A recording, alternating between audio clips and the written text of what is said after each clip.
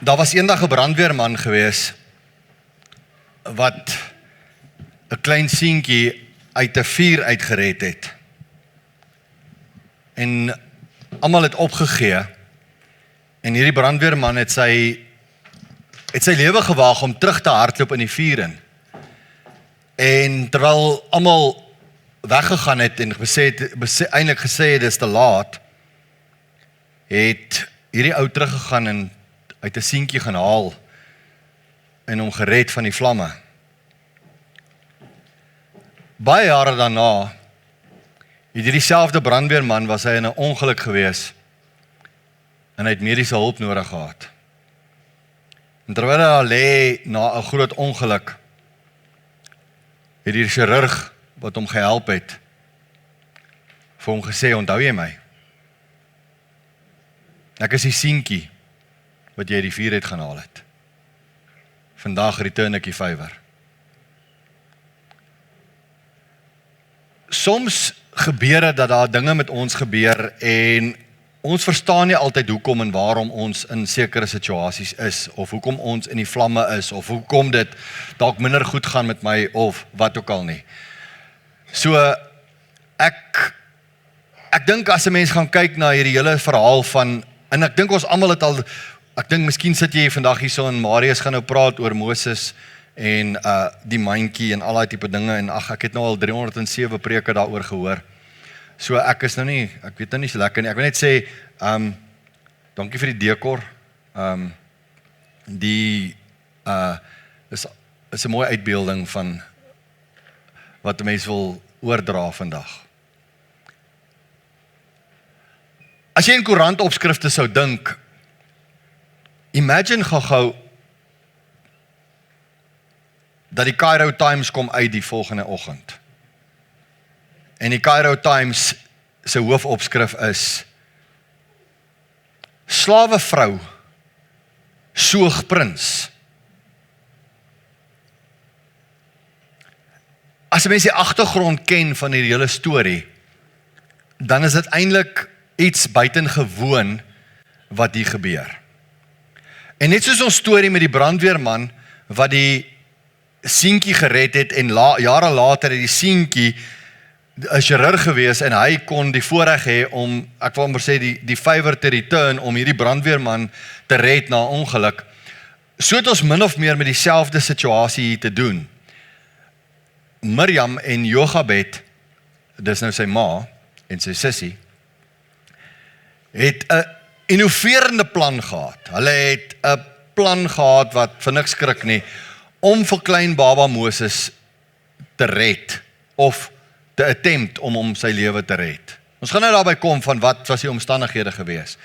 En jare daarna word hierdie selfde Moses word die redder van die volk. En sy suster Miriam trek die voordeel van haar besluit jare daarvoor. Dit het lank gevat om daar te kom. Maar so werk God agter die skerms. Nou, in ons verhaal wat ons gaan lees in Eksodus 2, word Jochebed die ma se naam nie genoem nie, maar jy kan op ander plekke in die Bybel word haar naam wel genoem. As jy gewonder het, wat was Moses se ma se naam? Dit was nie tannie Moses nie, dit was Jochebed gewees. Nie Jochebed nie, né? Dit is Jochebed, okay? En jy kan gaan lees in Eksodus 6 vers 20 en dan ook in Numeri 26 word Jochebed se naam spesifiek genoem as die ma van Moses, Miriam en later ook Aaron. Nou kom lees eers saam met my, dan kom julle in die verhaal in, saam met my wat hier afspeel. Eksodus 2 vers 1 tot 10, ons gaan lees, en hy sê, en 'n man uit die huis van Levi het gegaan en 'n dogter van Levi geneem. Nou net dit sê, is al klaar baie.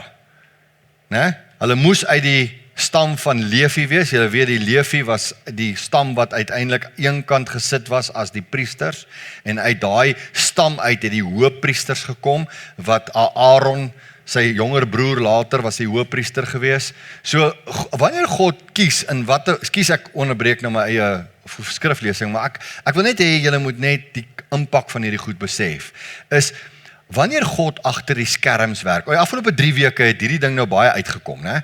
As 'n mens gaan terugkyk met Rahab, die preek oor Rahab. Hierdie preeks oor die merkwaardige vroue is weer besig om in diep in die mense hart in te kruip, want met Rahab het God haar spesifiek op 'n spesifieke plek laat bly in die stad se muur, sodat sy op die regte spot, op die regte plek kan wees, sodat sy die verspieders kan wegsteek, sodat sy, en as jy nou nie hierdie preek, as jy hierdie preke gemis het, YouTube hom, jy kan, maar ek sê maar net vir jou, net om die agtergrond by te bring, en die rooi tou in haar hele verhaal, ek gaan nou nie die preek oorpreek nie, en dan die week daarna, verlede week het ons gepraat oor Rut, en die Moabitiese, en dat sy op 'n spesifieke plek, op 'n spesifieke manier, op die regte plek gesit is, sodat sy vir Boas kan ontmoet, en Boas trou met Rut, en Boas se ma is Rahab, en dis net amazing as jy die goed begin by mekaar sit, en uit hulle uit kom Obed, en Isai, en Dawid, en 26 geslagte later Jesus. So daai geslag is so geseënd gewees, die geslag van Juda. Maar nou kom die Here en hy skuif net ons aandag bietjie na Levi toe. En hy kom met hierdie verhaal van die Lewiete en die priesters, en dat hy hierdie persoon spesifiek gaan uitkies het. Hy sê, en die vrou het swanger geword en 'n seun gebaar, en toe sy sien dat hy mooi was, het sy hom vir 3 maande lank weggesteek. Julle weet hoekom sy hom weggesteek het, né? Weet julle? Sê net ja of nee? Ja, julle weet, omdat hy mooi was, daar sê die Bybel dit. OK. As hy lelik was, weet ek nie, maar in elk geval, so ons moet glo wat die Bybel sê. Die Bybel sê, hy was 'n mooi seentjie, toe steek sy hom weg. OK, so, nee, julle weet dat Farao die opdrag gegee dat al die seentjies in die Nyl gegooi moet word, né? OK, so merkwaardig. So, toe sy sien dat hy mooi was, het sy hom 3 maande lang weggesteek. Jy gaan nooit weer hierdie vers lees sonder om daaraan te dink, maar anyway. Maar toe sy hom nie langer verborge kon hou nie, want hy het seker mooier geword, het sy vir hom 'n mandjie van bissies geneem en met lijmgrond en pik bestryk en het die seentjie daarin neergelê en het op die riete aan die kant van die Nyl gesit. En sy suster het op 'n afstand gaan staan om te wete te kom wat met hom sou gebeur. En Farao se dogter het na die Nyl afgegaan om 'n bad te neem, en terwyl haar diensmeisies aan die kant van die Nyl heen en weer geloop het, toe sien sy die mandjie tussen die riete en stuur haar slavin om dit te gaan haal. Nadat sy dit oopgemaak het, sien sy die kind en kyk, dit was 'n seentjie wat huil. OK, ons gaan nou by daai wat huil uitkom. En sy het hom jammer gekry en gesê, dit is een van die kinders van die Hebreërs. So as sy haar pa se hart gegaat het, het sy hom omgekeer, die mandjie. Maar sy het nie haar pa se hart nie, sy het haar eie hart. En sy suster het aan die dogter, hoor hierdie plan van Miriam, né? En sy suster het aan die dogter van Farao sê aan die dogter van Farao, sal ek vir u 'n pleegmoeder uit die Hebreëse vroue gaan roep, dat sy vir u seentjie kan soog. En Farao se dogter antwoord haar ja, en die jong meisie het geloop en die seentjie se moeder geroep. Daarop sê Farao se dogter vir haar, neem hierdie seentjie en soog hom vir my, en ek sal jou loon gee. En die vrou het die seentjie geneem en hom gesoog. En die seentjie het groot geword, bring sy hom na Farao se dogter, dat hy haar seun, en hy het haar seun geword, en sy het hom Moses genoem en gesê, ek het hom mos uit die water getrek. So nou weet ons sommer wat beteken Moses se naam. Moses se naam beteken uit die water getrek. God werk agter die skerms. Die rol van 'n ma is duidelik. Die rol van 'n suster wat omgee, die rol van vrouens wat se harte anderster is as mans, dit is, en hierdie verhaal kom het baie keer tevore, daai omgee en so aan. So ek wil net gou ietsie sê. Girls, ons like julle. OK, ons waardeer julle. OK, so julle het almal ander tipe harte as ons. Julle is die omgee, julle is die gom wat die gesin by mekaar hou. Julle is die caregivers. En ons as manne wil vanoggend vir julle sê baie dankie vir julle rol wat julle in ons lewens speel. Met dit in gedagte wil ek dit net uitgesit het. OK. So hulle sê, wanneer 'n kind groot word en hy kry seer, wat sê hy? Sê maar. Mama. Né? Maak nie saak hoe diep jy in die moeilikheid is nie, maak nie saak hoe groot jy is nie. As jy seer kry en jy is nie lekker nie, so ken jou mamma. OK. Alright, so mamma, en wat is die enigste ding wat 'n seentjie of 'n dogtertjie vir hulle pa sê? Papa, waar's mamma? So dit werk nou maar so, né? Papa, waar's mamma? En dan mamma. Ja. So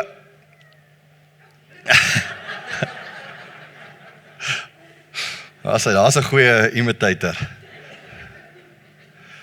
So as jy nie so 'n boekie het nie wat met die Bybelstudies in nie, wil ek jou vra, jy moet asseblief jou een gaan kry daar by Shamaine. Dit is gratis verniet en sonder kostes. As jy enetjie by jou het, gebruik hom asseblief in die week. Ons is vandag by bladsy 22, 23, maar ek gaan weer eens nie preek wat in die boekie staan nie, dis jou Bybelstudie, maar ek gaan op 'n stadium net verwys na 'n punt toe in hierdie boekie wat vir my belangrik is. Maar ek wil ook hê jy moet jou oog vestig. Jy gaan sien by elke Bybelstudie, as jy bo inkyk, is daar op die boonste bladsy daar voor, die heel eerste ding na die tema is moontlike toepassings. En ek dink ons gee vir jou daar 'n paar opsies hoe jy hierdie verhaal in 2026 op jou eie lewe kan toepas. En dit is vir my belangrik altyd om nie net vir jou 'n storie te vertel van wat jy lankal weet nie, want jy weet dit al van sonneskool dae af of wat ook al, maar om regtig die preek in te trek in 2026 en dat jy iets het wat jy saam met jou kan dra, want dit is tog hoekom ons bymekaar is.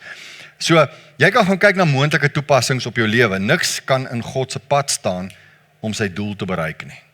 En dan kan jy jouself gaan meet, wat is daar in my lewe waar niks in God se pad kan staan om sy doel te bereik nie. Nommer 2, God ken jou hart en gee jou die begeertes van jou hart. Hy sê ons kan ons begeertes aan hom bekend maak. En dit was Miriam en Jochebed se gebed gewees dat Moses gespaar word en die geloofstap wat hulle geneem het. Nommer 3 is jou sig beperk. God sien die geheelbeeld. So ons ken ten dele, maar God ken ten volle, ook in hierdie verhaal en in al die ander verhale wat ons gedoen het al. Nommer 4, laaste enetjie is vertrou God se plan, al verstaan jy dan net ten dele. Nou jy kan self bietjie daaroor gaan dink en pyns en wat ook al en so aan. So as jy nie so 'n boekie het nie, moet jy asseblief jou enetjie gaan haal daar by Shamaine, soos ek gesê het. Nou, wat vir my ook uitstaan en wat ek daarbey sou byvoeg, is die volgende. God voorsien die regte mense op die regte tyd vir die regte doel. Miskien sit jy hierso in een of ander omstandigheid vandag en jy twyfel in jouself of jy twyfel in wie en wat jy is. Jy twyfel of jy op die regte plek is. En ek wil vandag vir jou sê, ek dink jy is op die regte plek. Jy moet net God vertrou, want God sit mense oor jou pad. En God laat dinge in my lewe toe.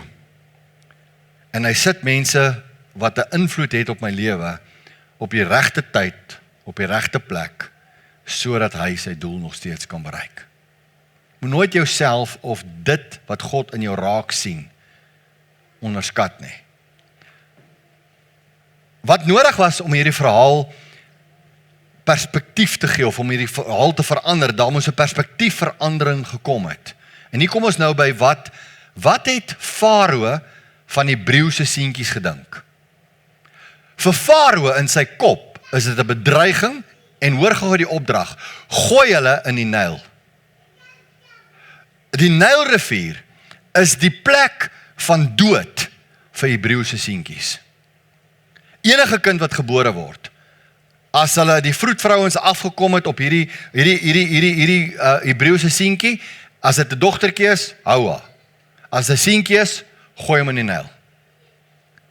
En dit was Farao se hele perspektief gewees oor die seentjies. Maar daar's 'n ander perspektief wat ek dink wat belangrik is vir oggend, en dit is dit wat ek gesê het, wat ek wil hê wat jy moet in jou intrek is, gewone mense soos ek en jy is bruikbaar vir God. En dalk moet jy dit vir jouself herhaal, want ek weet nie van jou nie, maar baie keer sal mense met my praat, of hulle sal sê, ek weet nie wat is my gawe nie, ek weet nie hoe maak ek 'n bydrae tot die koninkryk nie, ek weet nie of ek regtig vir die Here iets kan beteken nie. En met daai attitude, gaan jy 10-10-1 sukkel vir die res van jou lewe om vir God se saak iets te beteken. Ek het vanmôre bedoel wat ek gesê het, vir elkeen van julle wat hier voorgestel is, en dit wat ek vir hulle gesê het, wat hier voorgestaan het, sê ek vir jou, as lidmaat, en as besoeker, en as kuiergas, en wie ook al, moenie jou waarde onderskat nie. Moenie jou waarde in God se koninkryk onderskat nie. Moenie ook nie luister na die verkeerde mense se perspektief oor jou nie. As ek gaan luister na Farao, dan gaan ek nutteloos voel, en ek gaan voel ek verdien die dood. Want alle Hebreëse seentjies word in die Nyl gegooi, en hulle verdrink, of die krokodille eet hulle op, of wat ook al. Farao sê, gooi hom in die Nyl. God sê, sit hom voor die troon. Goed, dit verskil. So wat is die perspektiefverandering wat jy oor jou eie lewe moet hê? Wie is my invloed? Na wie luister ek? Vir wie maak ek my ore oop? Na wie se raad luister ek? As ek na een raad luister, gaan ek nutteloos voel, en gevoel ek is niks seggend en niks werd en wat ook al, maar as ek my omring met die regte mense, my omring met die regte, met God omring, dan gaan dinge, my perspektief verander. So ek wil gou 'n bietjie met jou gesels oor die Nyl, die mandjie en die pik. Al drie hierdie goeters het 'n spesifieke betekenis, wat ek gou met jou deel. Nou, ek het klaar gesê, onthou, die seentjies word in die Nyl gegooi volgens Eksodus 1 vers 22, die Nyl is die plek van dood, en van die einde van jou lewe, maar hier kom 'n ma, en 'n ma het 'n plan. Ek gaan nog steeds my kind op die Nyl sit, maar ek gaan dit beskerm doen. Hy gaan nog steeds Nyl toe, maar daar's 'n verskil, hy word nie gevat, skus, dit is eintlik lelik as mens dink, jy vat 'n babatjie en jy gooi hom in die Nyl, en dis die einde van sy lewe. Dis hoe wreed dit is. Maar hierdie ma vleg 'n mandjie, en so aan, en wat nogal interessant vir my is die woord mandjie, as jy teruggaan na die Hebreëse taal toe, is Teba.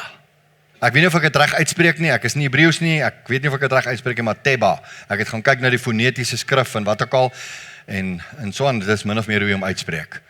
Dit is dalk nie met die regte aksent nie. Maar hierdie woord kom 2 keer in die hele Ou Testament voor, net 2 keer. En hy kom 1 keer voor hier, in Eksodus 2, en die enigste ander plek waar hierdie woord gebruik word, is met betrekking tot die ark van Noag in Genesis 6.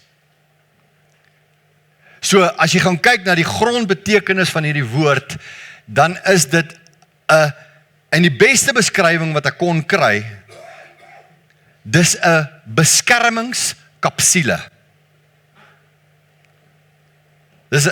Hoor gou hierso. Daai mandjie was nie net sommer 'n mandjie nie. Die Hebreëse woord wat hier gebruik word is, dit is 'n beskermingskapsule wat hierdie kind ingeplaas was.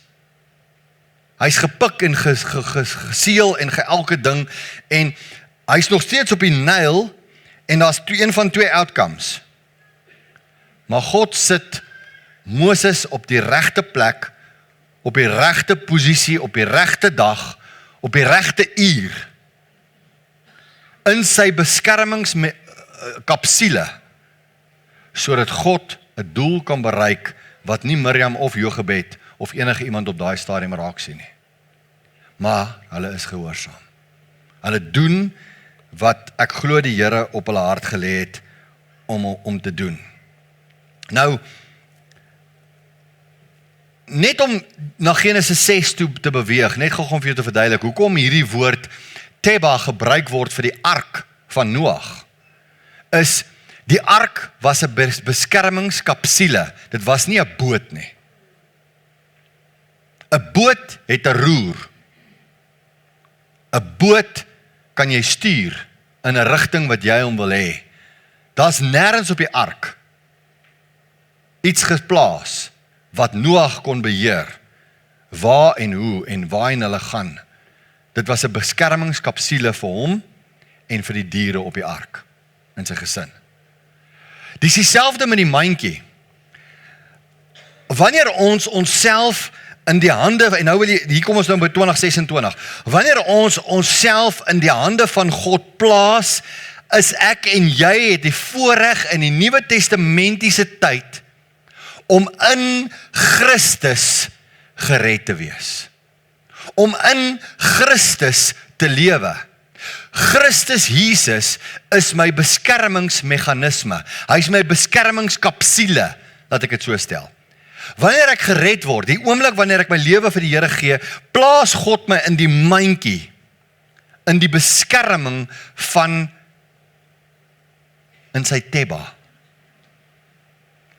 Moses in die mandjie, Noag en die diere in die ark, ek en jy in die tebba van Christus.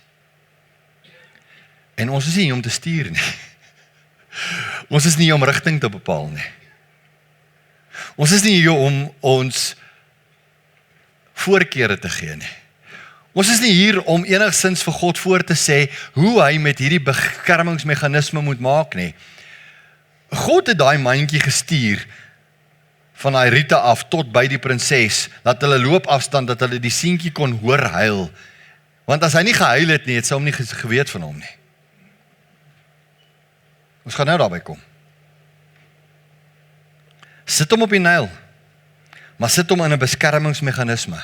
Sit hom in 'n beskermingskapsule. Dis 'n houer van beskerming.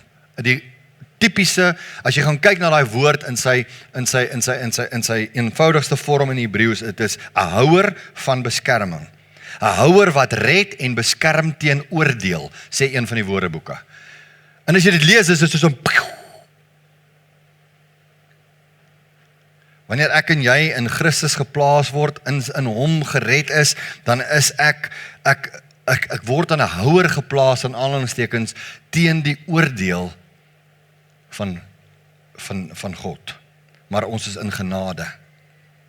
Dis belangrik om te onthou, net soos met die Rooi See, is daar twee verskillende outcomes. Die Here maak die Rooi See oop en twee volke trek in die Rooi See en een trek deur en die ander volk verdrink.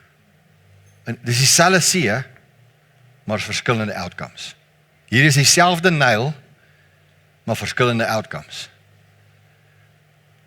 So, hoe plaas ek myself oor in God se hande? Nou iets interessant wat nog vir my uitgestaan het is, Shamaine sê vir my in die meeting, gaan nou net vir haar so 'n bietjie ligtyd gee hierso.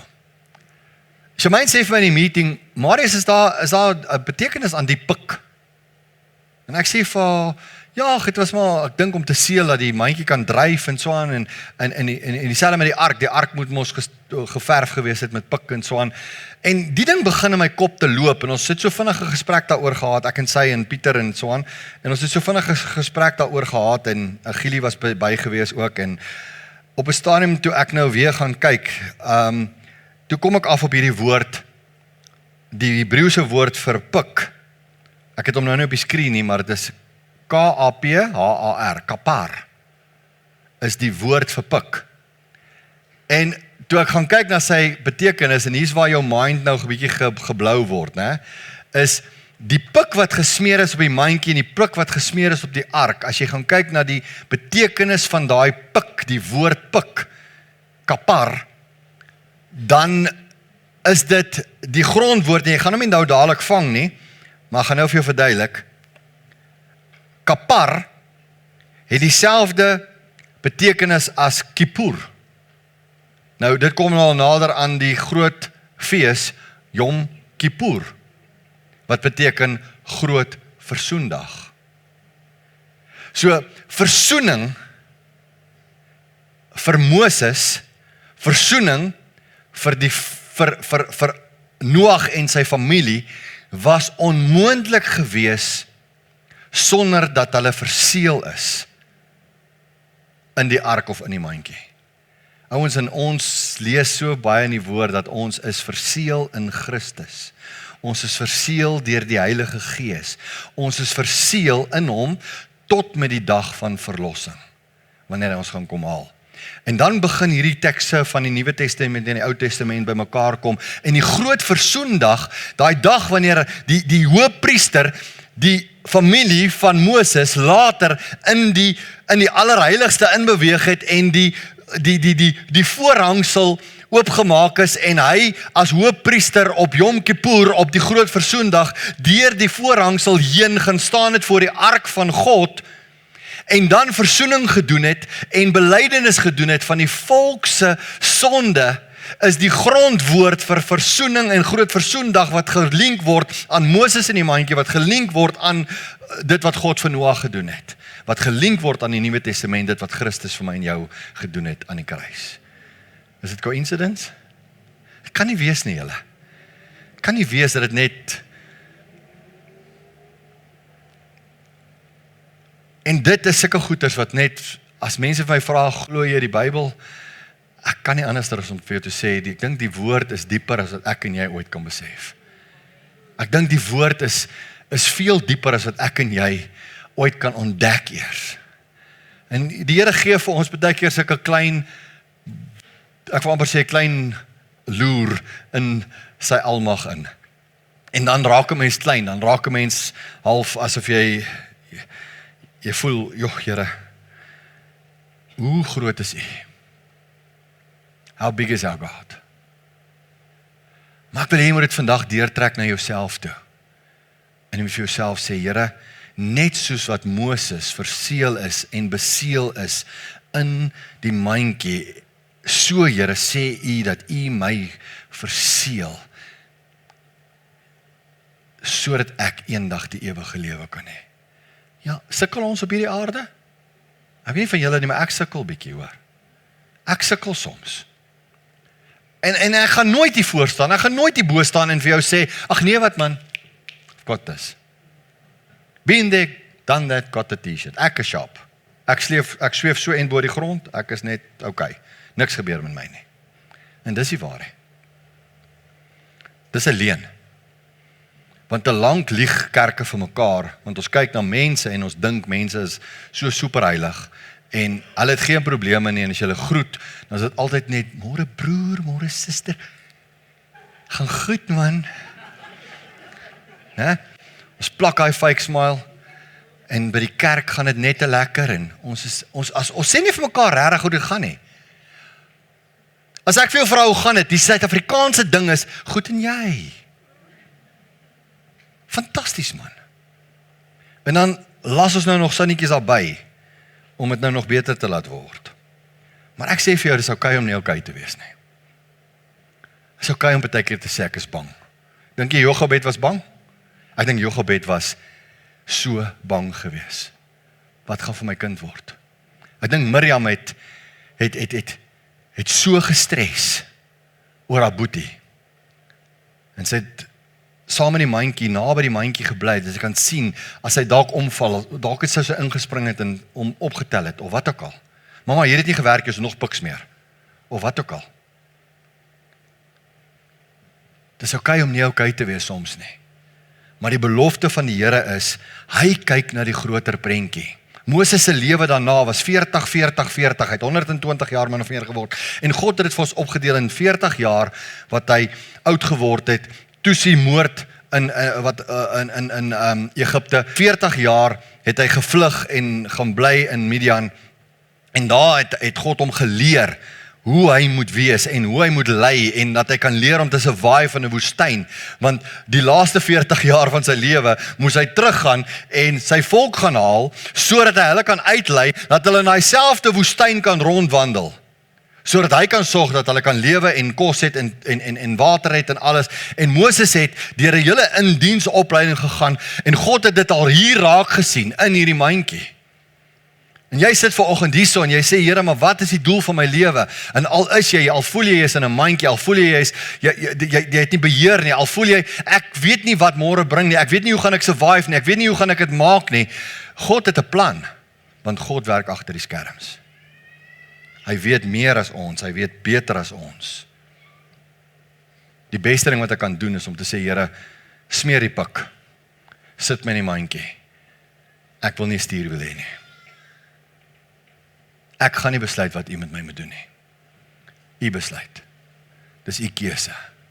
Ek is bereid om te gaan. Regte tyd, regte plek is so belangrik. Die Nyl kan een van twee kante toe gegaan het. God sit vir Miriam, die prinses, Jochebed, Moses, almal op die regte tyd, op die regte plek. Veroordeling van Farao verander in voorbereiding vir God. Hierdie slawe vrou is besig om eintlik geseën te word, né? Kyk, sy was selfs die prinses betaal haar om haar eie kind groot te maak. Dis amazing. Kyk, hoe kan kom ons trek hom gou deur na ons toe. Hoe werk God agter die skerms met my en jou? En vat nou die verhaal van Moses, dis baie maklik.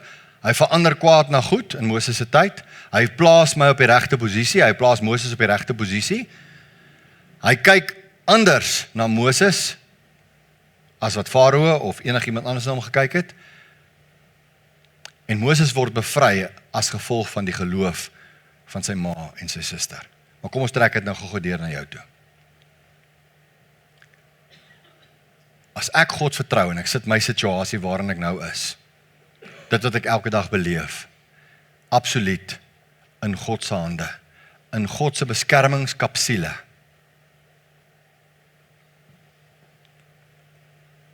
Ek plaas dit in sy teba. Dan sê die woord van die Here vir my, dit gaan goed uitwerk. Want God verander kwaad in goed. Nog 'n voorbeeld, Josef. Julle almal ken die verhaal van Josef, ek gaan nie oor hom preek nie. Nommer 2. God plaas jou in die regte posisie dat jy jou kan gebruik. Net soos met Moses. Ons gaan volgende week oor haar praat. Sit hy vir Ester in 'n spesifieke plek, sodat sy 'n spesifieke taak en 'n spesifieke doel kan bereik. En so vir jou. Nommer 3. God kyk anders na jou as die wêreld. Farao se invloed is die negativiteit. God se invloed is die positiwiteit. Na wie luister ek en jy? Sien, want God kyk anders na ons. En baie mense sê vir my, joh, hy kan nie, die Here, hoe kan die Here my verlede vergewe? Hoe kan die Here my verlede, my foute wat ek gemaak, dit is onmoontlik, want God sal nie my vergewe nie, ek het te veel foute, ek het te veel foute gemaak. En dan kom daar verhale soos Rahab, daar kom verhale soos Dawid, daar kom verhale soos baie ander karakters, wat ook foute gemaak het. Josef het ook 'n fout gemaak. So kan ons aangaan, maar God kyk anders na jou, en ek dink die vers wat dit vir my die meeste uitspel, dit wat ek nou sê, is 1 Samuel 16 vers 7, wat die Here sê, die Here sien die hart aan, hy kyk nie wat na voor oë is, soos die mens nie. En God vergewe omdat hy God is. Dit maak juis om God, dat hy onvoorwaardelik kan vergewe. Hy is nie soos ons wat voorwaardelik vergewe nie. Hy vergewe onvoorwaardelik. God bevry ons van ons omstandighede en haal ons dalk uit die mandjie uit en hy sit ons in 'n paleis omdat dit sy plan was van die begin af. Maar daai proses is 'n lang proses. Dis nie altyd 'n maklike proses nie. En wanneer ons in stuur van sake is, dan gaan ons langs die pad foute maak soos 'n Moses. Om ook 'n ou dood te slaan en revenge te wil vat en allerlei dinge. Maar uiteindelik het God maar net 'n pad met Moses gestap. Joos, ek hoor wat jy vir my sê, maar weet jy wat? En dan hakkel die man ook nou nog. En dan sê die Here, nee, jy gaan my spreekbuis wees. Dan sê Moses, nee, nooit nie. Kan nie wees nie. Julle weet, Aaron se naam was net Aaron, dis net Moses wat gesê het, Aaron. Maar in elk geval, ek kan net julle aandag weer kry. Okay, so moenie vaskyk in jou flaws nie. Dis wat ek vir jou probeer sê. Kyk vas in jou potensiaal. Okay, ek gaan afsluit. Hierdie kind is gebore in benoudheid, maar hy lewe in oorwinning. En daar's dalk 'n benoudheid in jou hart oor 'n werksituasie of oor 'n familiekrisis of as ek dink wat Jacques en hulle familie nou deurgaan, daai onsekerheid van Jacques en ek meen daar's baie ander mense met onsekerheid wat slegte nuus gekry het die afgelope week of wat. Jy weet wat jy mee deel op hierdie stadium. Jy weet of dit 'n familiesituasie of 'n gesondheidssituasie of 'n werksituasie of 'n wat dit ook al is. Jy gaan dalk deur 'n geestelike krisis, jy gaan deur 'n emosionele krisis. Net soos Moses word ons baie keer gebore in benoudheid, maar ons moet lewe in oorwinning. Ekskuus. En ek wil net gou vir julle net 'n oplossing gee as ek kan. Ek het dit nie op die big screen nie. Maar jy kan altyd die probleem wegsteek en dit ignoreer. Jy kan ook net 'n probleem tot op 'n punt wegsteek. Moses se ma Jochebed kan hom net weggesteek het tot op 'n sekere punt. Onthou, jy kan nie 2 jaar gelaaid wegsteek nie. Dis onmoontlik. Terrible twos kan jy dink. Moses, sit net daar in die hoek. Hulle mag nie weet van jou nie. Gaan nie werk nie. Ons het 2 klein seuns, ek weet. Dit gaan nie werk nie.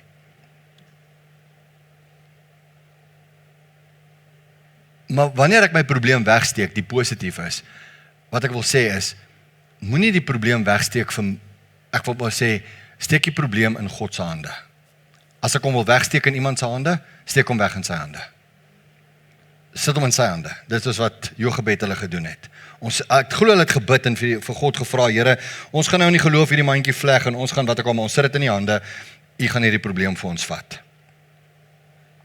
So bring hierdie probleem van jou, dis die tweede ding, bring jou probleem na die openbaar toe, na God toe. En deel daarmee. Vertrou God. Maar nie net vertrou nie, doen iets. En dan die derde ding is, partykeer is dit voordelig om te kerm. As Moses nie gehuil het nie, het die prinses hom nie gehoor nie. En hoeveel keer, ek dadelik gedink aan 'n gedeelte in die woord, waar die Here sê, ek het jou trane gesien. Ek het jou gekerm gehoor. Ek het jou trane gesien. So wanneer ek met 'n probleem sit, is die beste plek om te kerm, is nie by mense nie, maar by God. Sê vir hom, praat met hom, hoorbaar. Die vraag is, waar kerm jy? Ons is geneig om by ander mense te kerm, en iemand sê nou ander vir my, hoe gaan dit? Ek sê nee, klaar jy maar eerste. Jy weet, maar, want, ek weet in al klaar ons teenoor mekaar, jy kan in elk geval niks doen aan André nie. Of jy wil niks aan André doen nie, ek weet nie, maar, joke net. Maar daar's reaksies wat kom. Daar's 3 mense en daar's eintlik 4 reaksies. Mense se reaksies versus God se reaksie. En ek sluit daarmee af. Vir Jochebed was dit haar laaste hoop. Haar trane. Miriam hanteer hierdie situasie as 'n plan met wysheid. En ons kan by elkeen van hulle iets leer. Die prinses se reaksie was omgee, voorsiening, compassion. God se reaksie was, ek sien potensiaal. Partykeer land ek en jy in moeilike situasies, nie omdat God vir ons kwaad is nie, maar omdat hy iets in ons lewens gaan en wil bereik. Ek kan vir jou lang besig hou met stories daaroor, maar ek gaan nie nou nie. 2 verse. Psalm 37:23. Deur die Here word die gange van 'n man bevestig en hy het welbehae in sy weg. Het jy dit nodig vanoggend? In die gange van die Here word jy bevestig. Maar God het welbehae in jou weg. Laaste een is in Engels. Romans 8:28. Hoor gou hierso.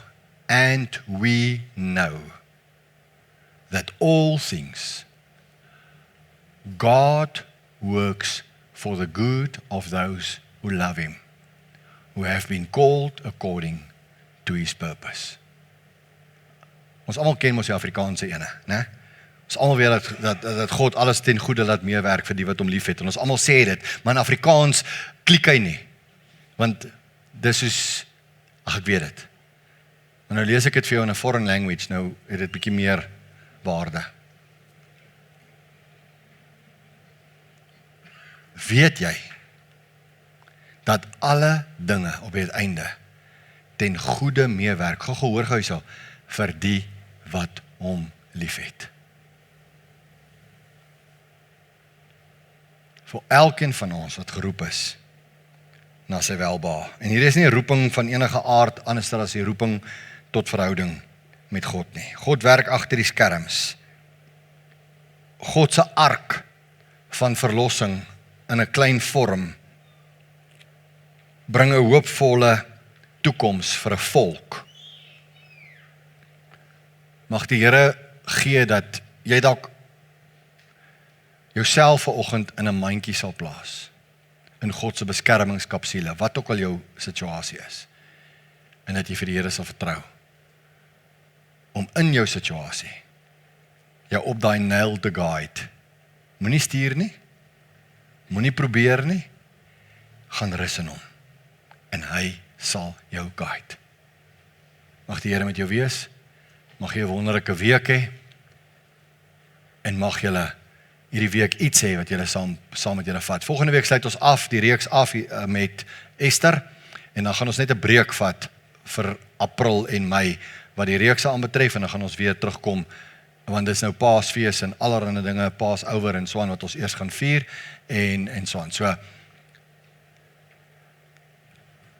mag die Here vir jou seën, en ek hoop hierdie woord het vir iemand iets beteken vanoggend.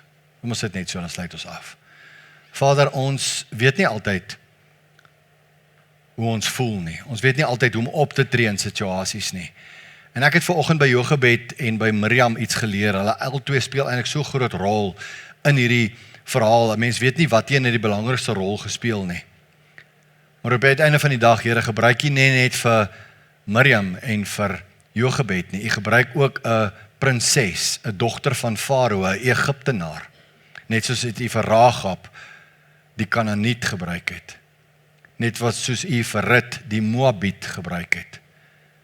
Gebruik U ons in vreemde situasies of vreemde mense in situasies om U werk te doen. En Here, al voel ek is die vreemde een, ek is die odd one out, ek is nie die een wat in hierdie verhaal eers hoort nie, wil ek om bid dat U elkeen van ons bruikbaar sal vind, en dat ons situasie in U hande sal plaas, en sal rus en sal terugstaan en kyk hoe U plan uitwerk.